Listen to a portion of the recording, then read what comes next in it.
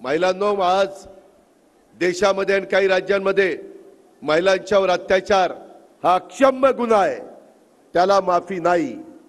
दोषी कोणी असो त्याला सोडणार नाही, तो किती मोठ्या बापाचा असो, तो किती श्रीमंताचा असो, कुणाचाही असो, त्याला सोडणार नाही।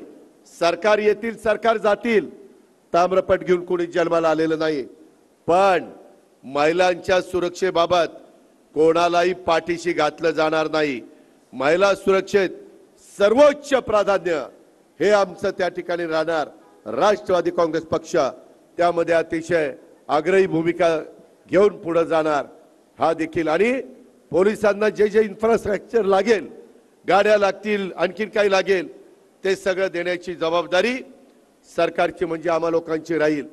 त्याच्यामध्ये आता भारतीय न्याय संहितेमध्ये एक तरतूद केलेली आहे। आता महिलांना घर बसल्या ई तक्रार म्हणजे EFIR सुविधा आता सुरू केलेली आहे।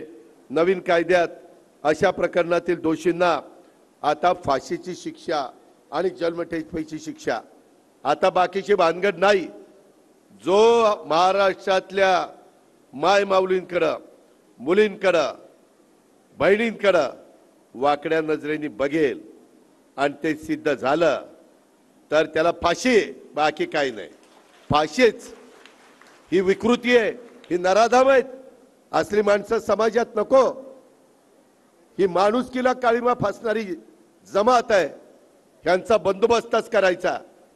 विरोधक काही ना काही राजकारण करतात, हे राजकारण करण्याची जागा नाहीये।